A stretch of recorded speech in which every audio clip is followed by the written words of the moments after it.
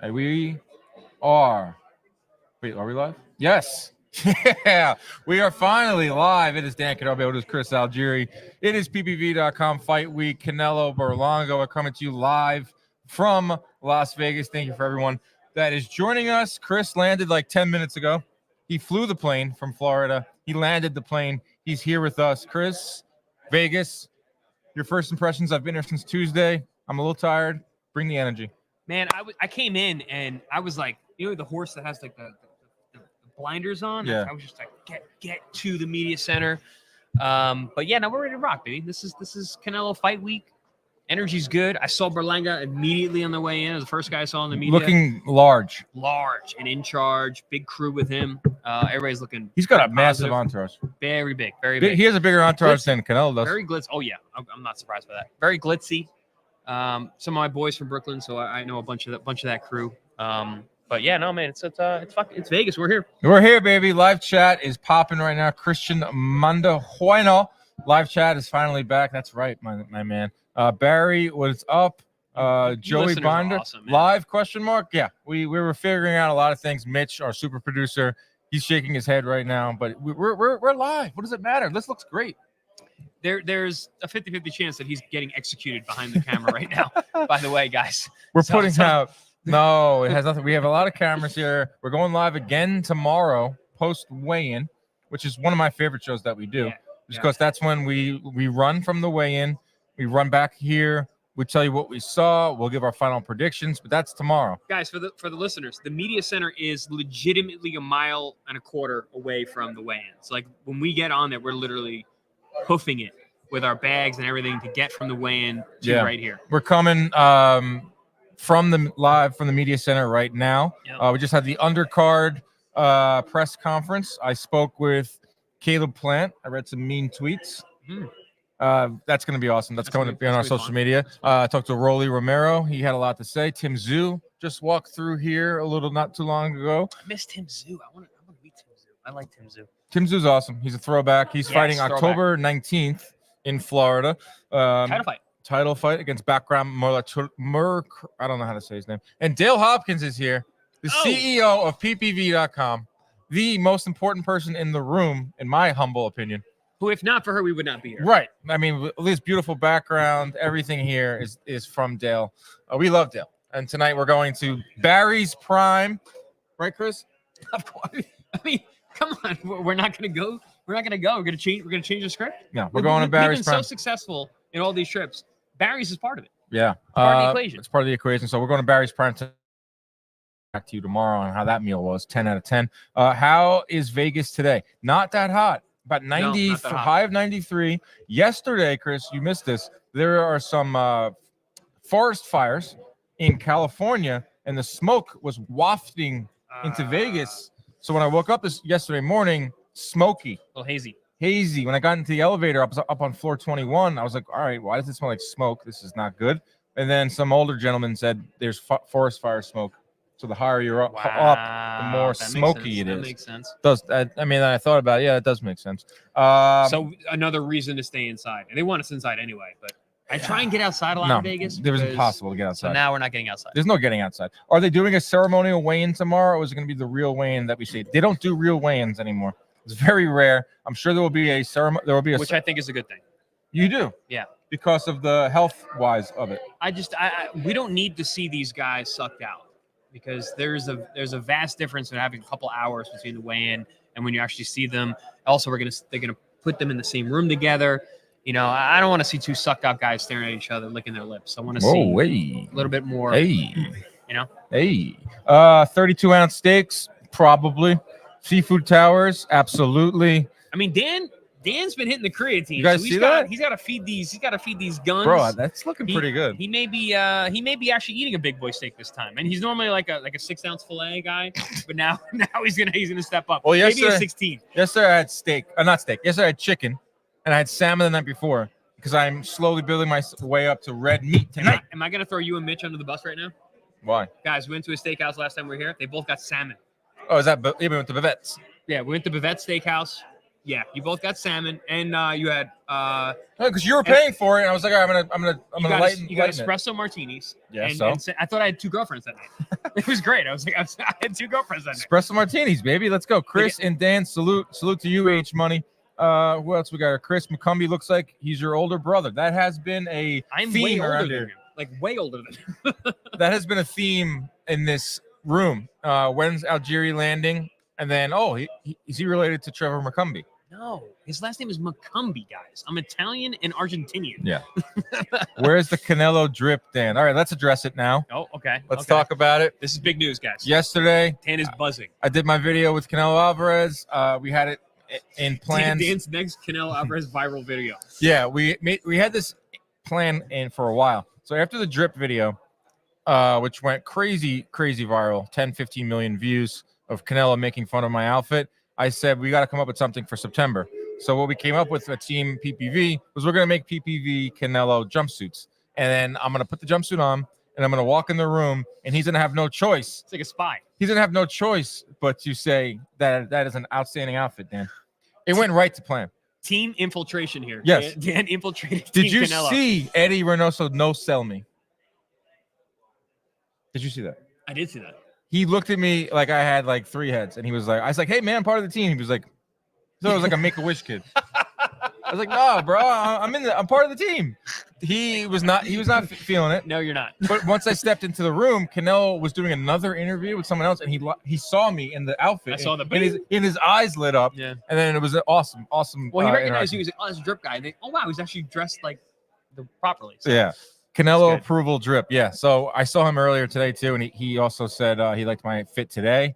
So we're best friends. I like this one. Canadian legend George Truvalo, 87-year-old today, best chin ever. I don't know.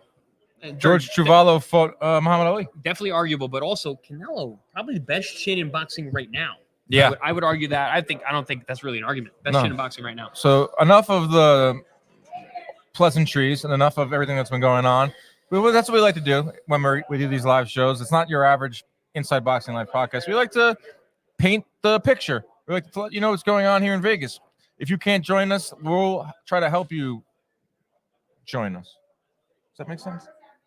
If you can't join us, we'll bring you into our lives. If you can't join us, we'll bring you along. Bring you along. Chris will have a camera set up in his room. That will be the next live tonight. After we go out to Barry's, We should probably do some IG lives. You know what I was thinking about doing? You guys got to follow us individually on IG too. Make sure that you see At Chris all the Algieri, behind the scenes. That's the Dan BTS. Canobbio. That's the BTS. I was thinking about doing some gym content. Me and you. Yeah, getting pumps on. Yeah. Outlifting you. Yep. That's not gonna happen. But yeah, that's a good idea. I was thinking about asking Canelo. We only had about 10 minutes with him, so I got my questions in. Asking him, like, what's your workout? And then I would go try to do it in the hotel lobby. Nice. In the lobby. Not the lobby. In the hotel gym. That would be fun. He's like horseback riding and golfing. He's gonna give you some other stuff. I thought you were going to ask if you could walk out with him. I didn't get that far. That's pretty funny. Now what I'm working on is the after party because we're staying for the fight. Yeah. Sometimes we go home Saturday morning so we can be home and do the live chat and do a post-fight. We're both staying. Yeah. So we're here till Sunday. So therefore, I'm trying to hit some parties. I'm not trying to advertise what's going on across town at the Sphere with UFC, but we are friends with Marab. He's fighting Sugar Sean O'Malley. Should Marab win, there's a party at Excess Nightclub that we might have to hit up. Oh, I want to go to Canelo's post-fight party. Where is it? No offense, UFC guys. I'd much rather go to a boxing party than a UFC party. Where's Canelo's party? I don't know. So I've been to a Canelo after party. Yeah, I know you took a picture with him that one time. When he fought in Miami. Very cool, very low-key, very family-orientated, good dinner, sit down. That sounds boring. Yeah, I mean, it's I want the Canelo that we saw drunk on New Year's Eve that one year. Viva Camebrone, let's party! He was partying with all the F1 drivers in Miami. That's the Canelo I want. When my brother was doing time, he saw Berlanga fight 3 times. Glad I can watch the 4th match with him free. Let's go! All right. Johnny Soltero, you are the winner of our first pay-per-view giveaway. Boom. Because you're going to be watching the fight with your brother, who is now a free man, and he's going to be watching along with us on ppv.com. Giovanni, make sure you DM the Inside Boxing Live Instagram account. and we will hook you up with a pay-per-view. That's one pay-per-view down. We're giving away 4 free pay-per-views. So let's get into why we're here. We were all here. We were all gathered here together for a wonderful matchup of boxing. Giovanni, wow, really? Thank you. Yes, yeah, bro. Giovanni, that's what we do here. Yeah, That's bro. what- We're giving away 5, so we've got 4 more to give away. We love that you guys listen. We love you guys are involved. So we want to show our appreciation. Congrats on being a free man. You sold me, bro. You can get me. In my old age, I'm very emotional. So it's true. He's getting soft. Yeah, I'm getting soft. Let's He's talk on about, creatine, not testosterone. I'm trying to get him on the testosterone. That's let's talk about the prelims. First fight of the night, or first big fight of the night, is coming on Prime Video, and it's Stephen Fulton going up against Carlos Castro. And for Fulton, it's his first fight back since the Inoue loss. I know that Fulton wanted to get into the ring a lot quicker than this, but boxing is full of politics. But he's back. He's at 126 for the first time in his career, a loaded division. I think Fulton, what we're dealing with Fulton is a guy that's inactive, so a little bit out of our minds. The Inoue loss was such a one-sided fight that there are some people that are writing him off, not me. I like Stephen Fulton. I like him at 126. He should win this fight, and then we can look at him joining some of the others at featherweight. We got to see how he is mentally after the devastating loss to Inoue. We also got to look at him at 126. Mind you, he wanted to go up to 126 before the Inoue fight. Decided to hang back because of Inoue. Took that fight. Obviously, we know how that went. So curious to see how he performs at 126. Never a puncher anyway. I don't think it's going to matter as much. He is a boxer. He's got great conditioning. 12-round guy. Hey, guess what? A guy that he beat, Angelo Leo, is a world champion at 126. Frig, yeah, that win is aging beautifully. Yes. So that's, in hindsight, great win. Potential rematch down in the future, very possible.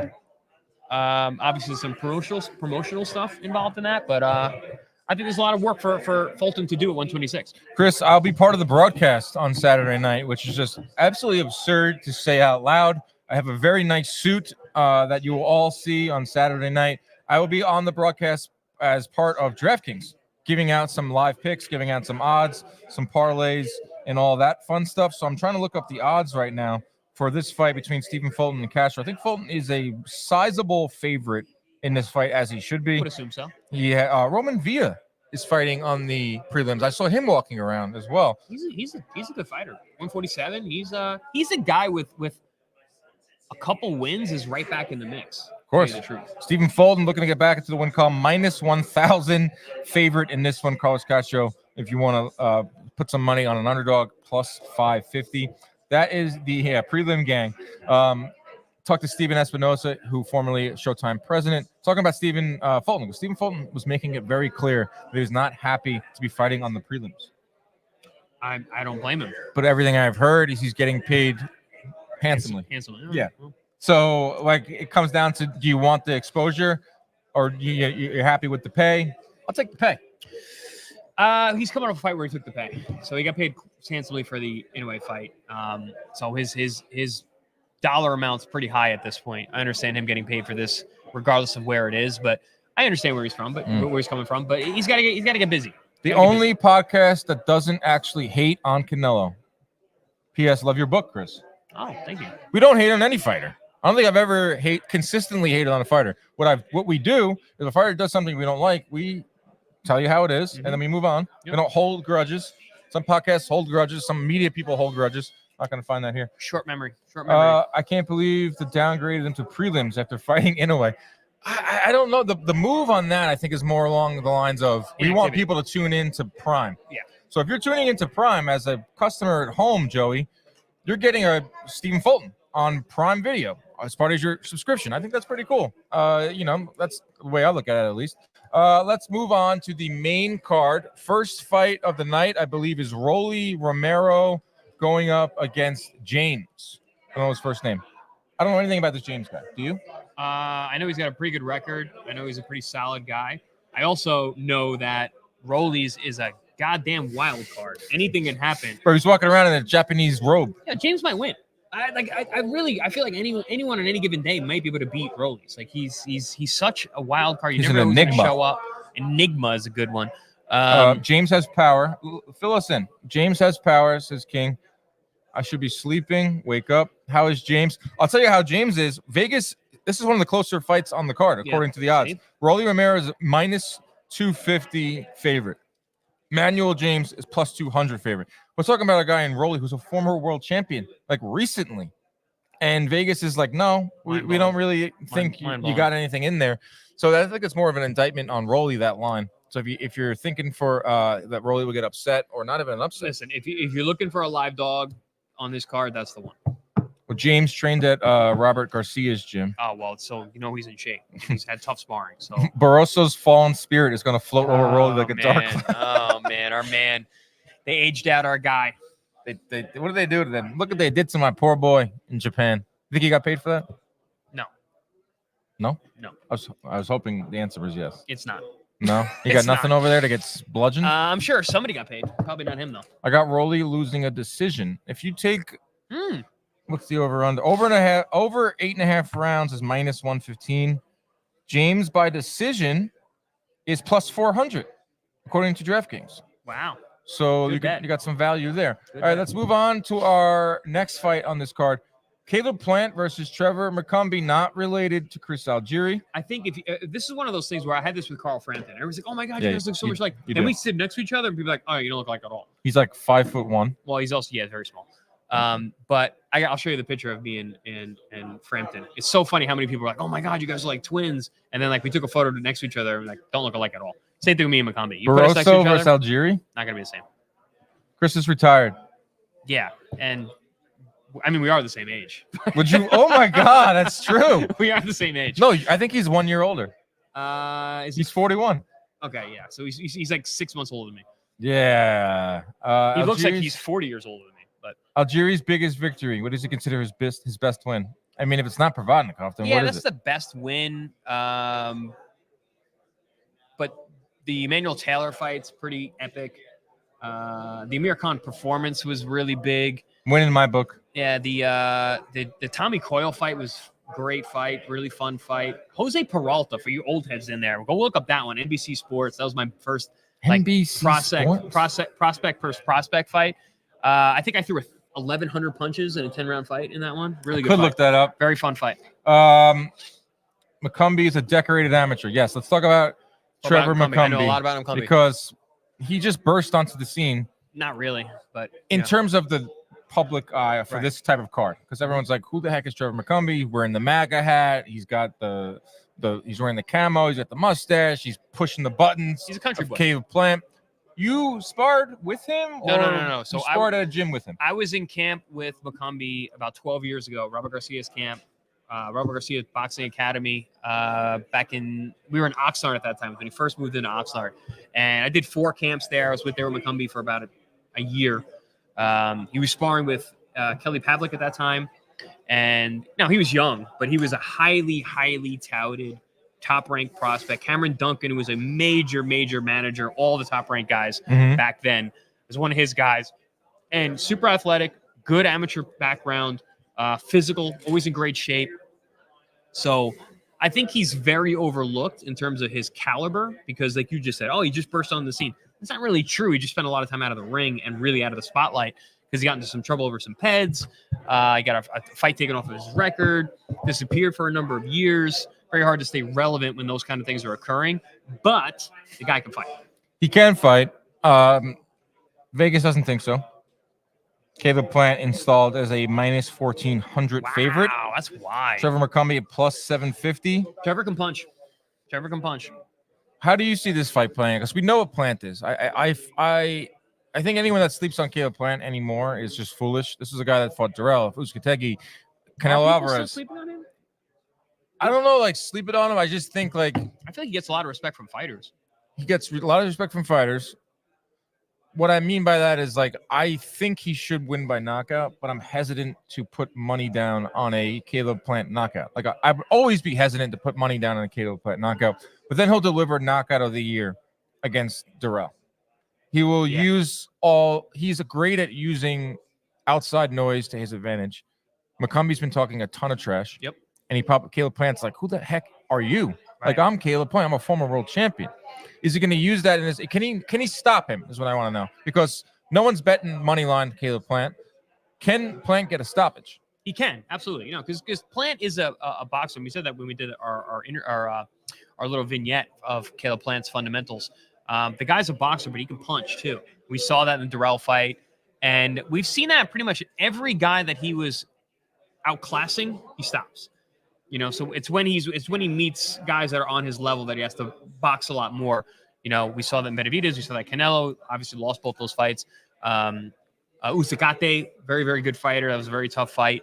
But in this fight, it's really the question mark is McCumby. What is this guy? I just don't know if he has the resume. McCumby. So another thing, McCumby used to fight at 175. Wow. He's moved down. He's a big 68. And he's 34? 31. I believe. 31. Yeah, he McCumby's the unknown in this to the boxing fan out there. Plant 12 rounder or 10 rounder? I believe it's 12. Plant is everyone knows Caleb Plant. I think DraftKings, they don't tell you how many rounds it is.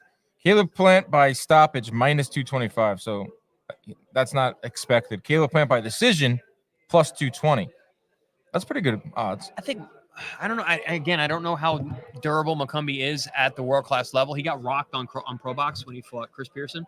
Oh, he did? He did. He got rocked. He got caught with a shot. It was a weird punch, like kind of high in the head and kind of wobbled him for a moment. He came back and dominated, but still, he did show a little susceptibility there.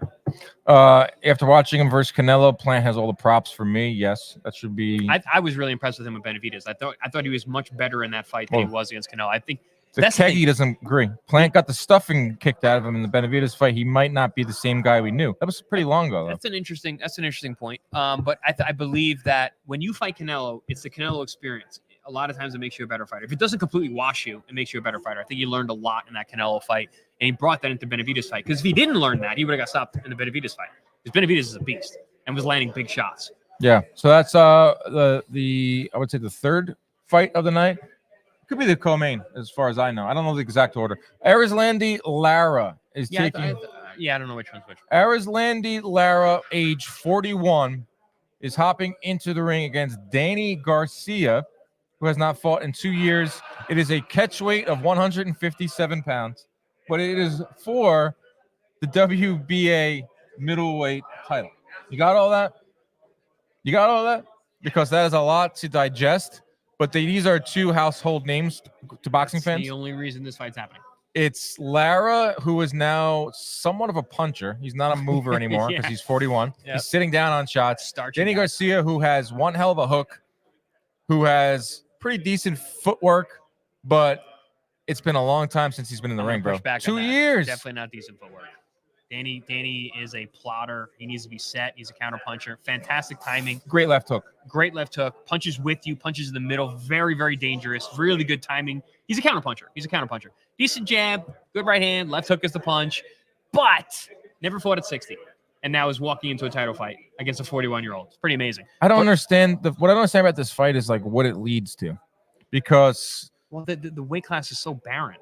That's what I mean. Like the weight class sucks. I never hear Janovic is the guy. I don't think Janovic's gonna fight at 60 anymore. That's interesting. Adames Lara, should Lara win, would be an interesting fight. Cool fight. You got Cuban Dominican fight. Danny Garcia winning. I like Danny Garcia a lot. Yeah. I don't look at him as an active fighter for some reason. I think he's made so much money. He's not. He's accomplished so much. 2 years out of the game. 2 years. His last not fight, 1 year. His last fight was his first fight in 2 years. Right. So he's got one fight in 4 years, and he fought at 54 once. And now he's fighting at 60. Danny's going to catch him. I think that's very possible. That's possible. I like distance in this fight. Yeah. I like Lara by decision. You can get that for plus money on DraftKings. I think that's probably my pick. Lara by decision. Just because he's more active. Guys at home, watch the tail of the tape. Look at the numbers in the tail of the tape when they put it up. Lara has like a 74-inch reach. And Danny has like a 68-inch reach. Like, we're talking about a guy that started at 140. Exactly. World champion at 140. Lara's never been below 154. I kind of agree with the Matador here. I wouldn't say easy W, but I think it's like it's going to go the distance, and Lara's going to separate himself. He can make it an easy fight. We'll put it that way. How? If he moves around? Yeah, just you got with Danny. You just got to keep him spinning. Because I'm pushing back on the footwork thing. I don't think Danny. Yeah, I don't know why I said that. Guys with feet. I take it back. You got to keep him walking. You got to keep him spinning, and just keep touching him. 76-inch reach. 76? Yikes. King Sakuma is Googling for us. Good man. Good man. Yeah. What's all right, Sukuma? What's Danny Garcia's? Yeah, look up Reach. Danny Garcia's. If King Sakuma, if you can tell us Danny Garcia's reach in the next 1 minute, you are our winner of pay-per-view number 2. Thank you to ppv.com.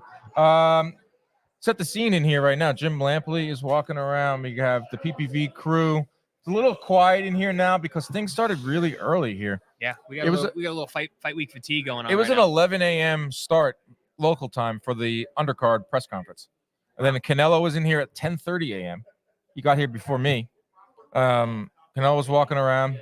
King Sakuna. Sakuna. I told you 68. 68 and a half. DM the Inside Boxing Live Instagram page. Thank you, King. And then King we will hook Sakuna you for up making me look like a with very smart man. Pay-per-view number 2. Yeah, the vibe here in the media room, it goes in lulls. Yesterday it was everyone arrived and it was buzzing.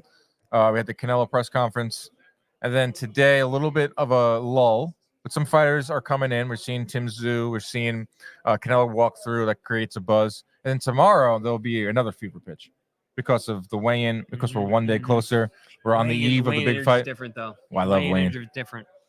Love weigh-in. The weigh-in energy is way different. We just talked about the undercard. I don't want to get too much into the main event because that's what tomorrow's live is going to be. But I will say there are some narratives starting to form, Chris. And that is Canelo Alvarez just being so much of a favorite in this fight. Berlanga having absolutely no shot. Talking to a few people here, they're like, I just can't believe how wide the odds are at this stage of Canelo's career. Are they too wide? Are we really overlooking Berlanga? That's my biggest question. Well, the thing about Berlanga is he is a question mark. And I think I said this in some interview somewhere this week, and I said, this is his first world title fight, and it's a mega fight. So I had my first world title fight against Berlanga, but my first mega fight was Pacquiao. So I'd had a world title fight before I had a mega fight. Right. Berlanga's walking into both at the same time. Zero title first title fight, first mega fight. Zero. Fighting a legend. 0 championship rounds fought. 0 championship rounds fought. And 232. I was going to say, what's going to 21 champions fought. Yeah. It's those two stats right there. It's number 1 in boxing. Experience is one of those things, man. It never shows up in the tail of the tape, but it shows up in the ring. And that's why everyone's saying what they're saying. But when you look at these guys next to each other, you see the size difference. You see how much bigger Berlanga is. Height, shoulders, head size. He's a bigger person. His neck is huge. Huge. He's an athletic, young guy. He can punch. 16 first round KOs in a row, consecutive. He's had one other knockout since then. He's fought some durable guys. Nowhere near the level of Canelo. No one with the chin like Canelo. But listen, man, speed kills. And Edgar's got fast hands as well. So there's on paper, there are reasons that you could sit there and be like, oh, no, this might be actually, this could be a fight. But experience is not on paper. What? Like, did you see this interview that Canelo did with Chris Mannix where he said he literally held up Jaime Munguia? I did not know. He admitted to it, and they showed some footage. I didn't catch this during the fight. In the 12th round, Canelo cracked him, and he legitimately held him up, so he didn't go down. And he admitted, yes, I did. I held him up because I didn't want to knock him out. That's silly. What is that? That's silly. He wants to knock out Berlanga. He said that quite a bit. That's my next question is the Munguia. There was love between Canelo and Munguia. Countrymen. Yeah. Munguia showed unbelievable respect. Berlanga has not shown respect. Too much, in my opinion. But Berlanga has done the opposite. He has shown zero respect. I think that's the only way that you could handle a Canelo fight and treat Canelo is we don't need respect right now. Well, we said it right after the weigh-in. He big brother Munguia. Right. And he did that in the ring too. And that's the whole different thing when it comes to Berlanga. This Puerto Rican Mexican thing is a big deal. It's a real thing. It's not just like a platitude that we talk about. It's like, oh, the classic Mexico versus Puerto Rico rivalry. No, that's a real thing. Right. That had me thinking though, because I was questioning whether Canelo has it in him physically to stop guys at 168. Clearly he does. Because he could have stopped a prime Munguia, but he was holding him up. Against Charlo, Charlo wasn't engaging. Yeah, he tried. He tried.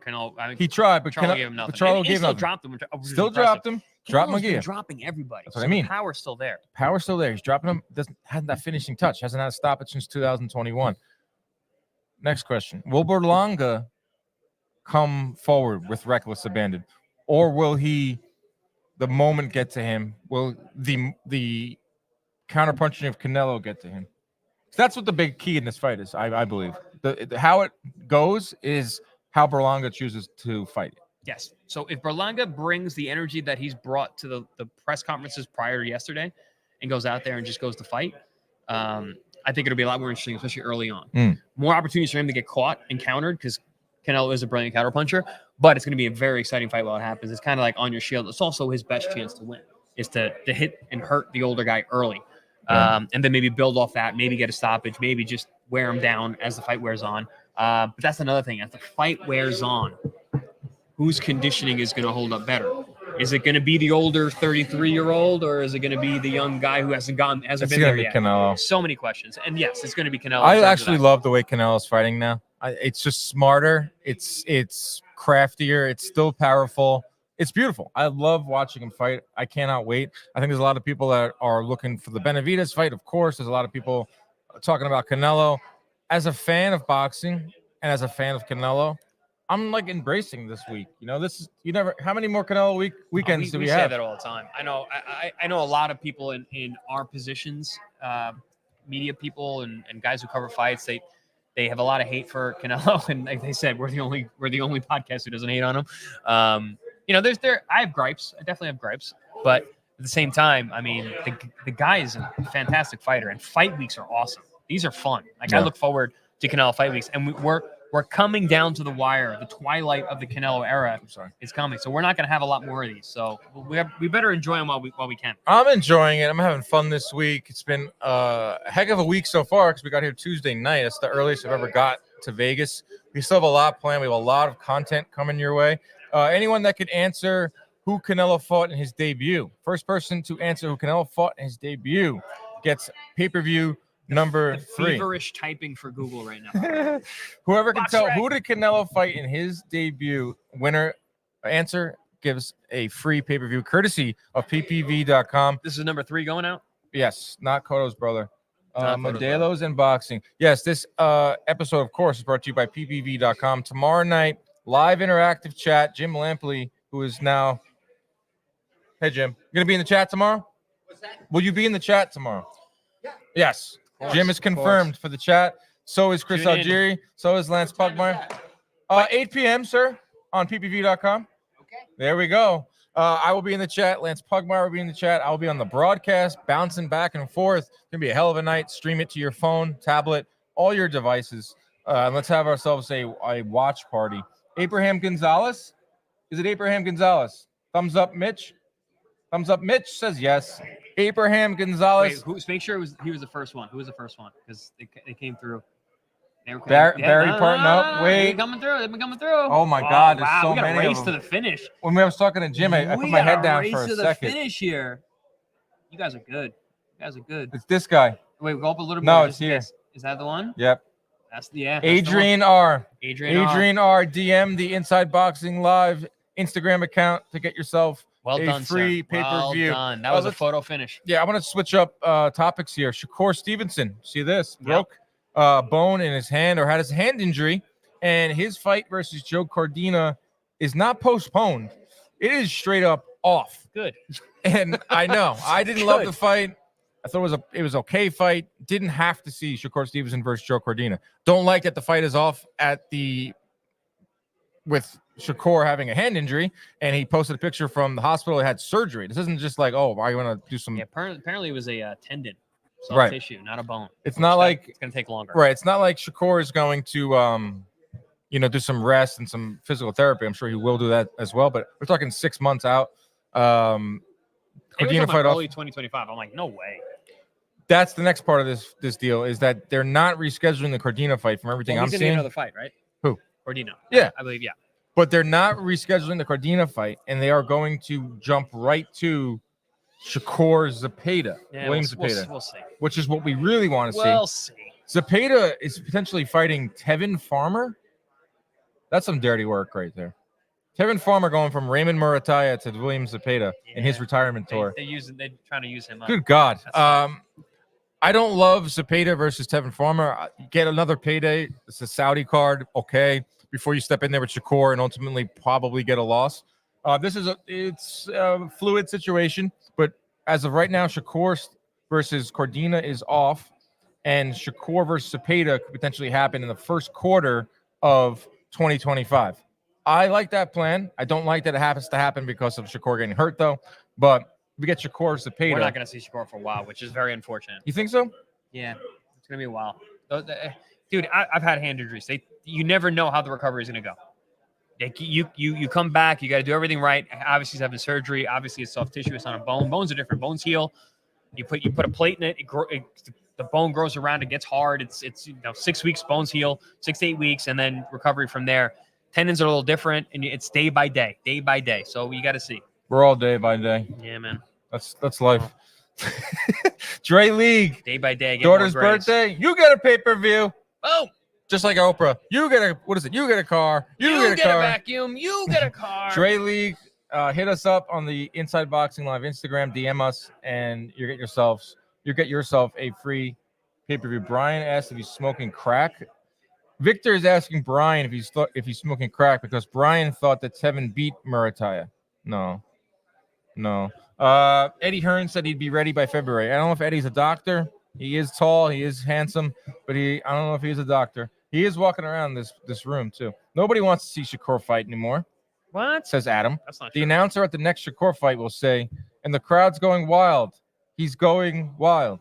Okay. I like Shakur Stevenson. Yep, I do too. Boxing would be boring if everyone fought the same way. Agree? Yes, and also guys would just not be as effective. And so the beautiful thing about boxing, this is not 100 yards. It's not a 50-yard sprint. So like, there's no perfect. Like, there's a perfect run. There's a perfect technique to a run. You can develop that run. There's no perfect way to fight, and everyone's body type is different. Every dimension of everyone is different. Everything they're good at's different. So that's the beauty about boxing. You have to find what works for you, and nothing works for everybody. Love that. What else is going on in the boxing world? Any other news? Anthony Joshua fighting next week. Love that fight, by the way. 96,000, maybe over 100,000. Oh, I have a cool story. Speaking of heavyweights. So we're here in the media center, and you're liable to see anyone. So walking around the media center is Hasim Rahman Jr., son of former heavyweight champion Hasim Rahman Sr. And Hasim Rahman Jr. comes up to Jim Lampley to pay his respects. And he says, Jim, you probably don't know who I am. And Jim goes, no, I don't. So Hasim goes, I grew up in boxing, this, that, and the other. He's kind of like just getting to the point where he's going to reveal who he is. He goes, I am Hasim Rahman Jr. Jim springs up out of his chair, gives him a big hug, and they start going back and forth, trading stories, talking about the night in Johannesburg, South Africa, when Hasim Rahman knocked out Lennox Lewis.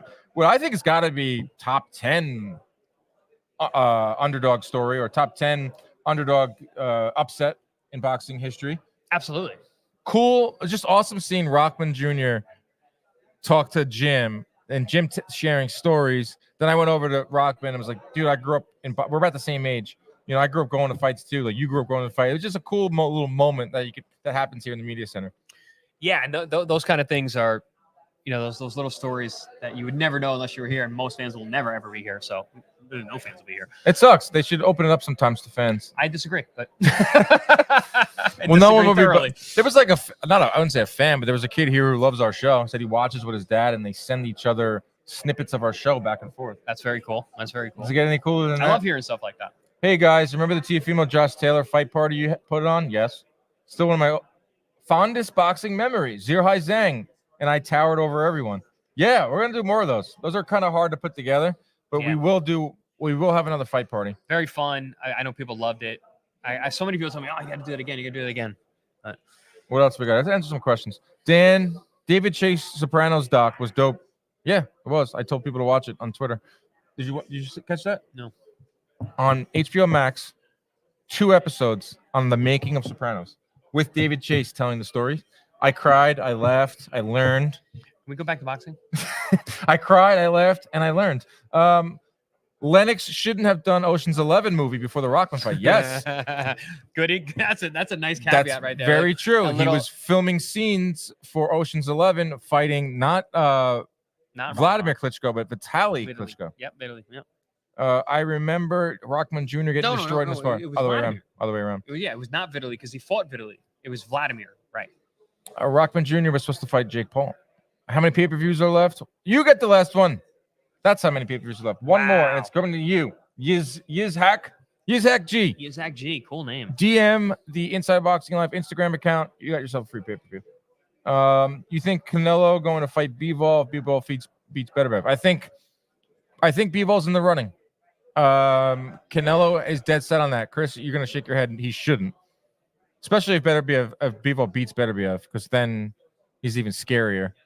But I think Canelo is A, running out of opponents. Mm-hmm. B, pride. I'm okay with that. If you want to fight, he's gonna lose. But I'm okay with him going on But Bivol has said he would fight at 168. Well, that it doesn't matter. Canelo's gonna lose. Bivol at 168. Does that give Canelo an advantage? And also, does it make Canelo kind of look? I don't know what the right word is. Like, he lost him at 175, and then you're gonna go fight him at 168. It's a smart move for Bivol because if he loses, he's got that little idea. Well, he's like he fought in my weight class. I beat him. I sucked down to his weight class. He beat me. Like we're 1-1. But then if he goes down and beats him, he's like, I beat him in my weight class and I beat him in your weight class. Like, eesh. And also he gets a chance to win a bunch of titles at 168. So 2-division world champion then. Sad just got here and already with the disinformation tactics. What disinformation tactics? Running out of stamina? Yes. Who's running out of stamina? Not me. Chris is. If Canelo beats Crawford, Benavidez, and Bivol, where would you rank him all time? Canelo beats Crawford, Benavidez, and Bivol. Crown the man. He already crowning him now. That's a lot of. The funny part is that those could be his final fights. I don't think he will. Yeah, but it's all there in front of him. Not to sound like Aaron Boone of the Yankees manager, who says it's all there in front of him. It's all there in front of Canelo. He's Canelo Alvarez. He can fight whoever he wants. He could fight Crawford. He can fight Bivol. He can fight Benavidez. He can fight Conor McGregor, which is a storyline this week. Who can fight Conor McGregor? Canelo. No. Said he's open to it. I'm not. And then Dana White got wind of it and was like, yeah, maybe we should do that. Chris, who is harder, Pac or Errol? Pac. It's faster. And you didn't see those coming. It's just speed. Speed kills. I guess it's that's what he's saying. I guess it's disinformation to say Canelo loses to Bivol. That's an opinion, bro. It's not disinformation. Yeah, no, it's not. He already lost to him once. I don't think Homeboy understands what the word disinformation means. He already lost to Bivol once. And he got thoroughly dominated. And guys, if you know boxing and you watch how they fight, he just doesn't beat him. It's just Canelo versus Conor McGregor. Stupid. Dan, how much do you get paid by doing CompuBox on a big PPV night? We're asking how much you get. I don't do CompuBox anymore. My dad paid me with a roof over my head and warm meals. He didn't give me any money. He owes me a lot, to be honest. I don't do CompuBox anymore, unfortunately. I did it this summer for the first time in a while. It's like riding a bike. Power punch, power jab. I think I did, of all fights, I did the Nate Diaz Masvidal card. That was it kind of looked like boxing. Kind of. We're gonna say bye soon. Guys, is Snack providing PEDs to fighters? I don't know. Oh, Jesus, I don't know. Conor McGregor is no condition to fight anymore, especially against Canelo. Correct. He's very rich and he's very drunk. Lara by TKO, Plant by decision, Rolly by KO. All right, like that. Why did Chris keep getting knocked down by Pacquiao? Well, only two of them are real. First of all, second of all, I just told you the guy hits really hard. He hits like a fucking tank, and he's Manny Pacquiao, and he might be one of the top 15 fighters of all time. Yeah. Thanks so much. Three of those guys. were slips. One of them was a trip. So I don't know. Joey Bidner said, "Thanks so much." All right, we're coming back to you live tomorrow. We will be live right after the weigh-in with our final predictions, final betting advice. We got some more questions. This is a good one. Chris, was Lucas Matisse ever in the plans? So this good story. So I had the opportunity to fight Lucas Matisse on a Golden Boy card or Ruslan Provodnikov on a Top Rank card. One was the title. One was the title. More money for Matisse. Title for Provodnikov. Chris chose the more money. No. I chose the title. I chose the title. I chose the title, guys. Guys, I chose the title. And it worked out brilliantly. I always wanted the Matisse fight. How much more was it? Considerable. Oh, my God. How hard was that decision? Not hard. I want to be world champion.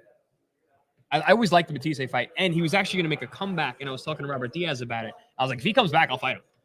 This was a number of years ago, guys. But I always liked that fight. It's cool. It's all about rolling the dice. Yep. Chris, you rolled the dice. I bet on myself. We roll the dice here in Las Vegas. That's what we do. We're coming back tomorrow, Friday, post weigh-in, predictions, betting advice, all that, guests, you name it. We'll have a time for you when we get closer to it. Friday live tonight. We head to Barry's Prime to eat like absolute savages. We will maybe live tweet it. I don't know. Something. There's no Great job in the service chat, down there. guys, though. Yeah, This chat is was fun. lit. Very Chat fun. keeps us all going. Yeah. We will have some more giveaways tomorrow during the live show. Yo, all you guys who are chatting right now, make sure you're there on Fight Night for PPV. Yes. I want because you guys know what you're talking about. I want Yes. you guys in the chat. Yeah. We got a lot of casuals in the chats at times. We need some. Yeah. Need some of you guys in there. Saturday night, live, ppv.com. Canelo versus Berlanga, live interactive chat. Me, Chris, Jim Lampley, Lance Pugmire. Ask us questions. Have a great time. We'll see you Friday after the weigh-in for another show. Thank you, Mitch, behind the scenes. Mitch and the man, I was just messing with you. Setting us all I owe you up. a steak Good night, everybody. or salmon.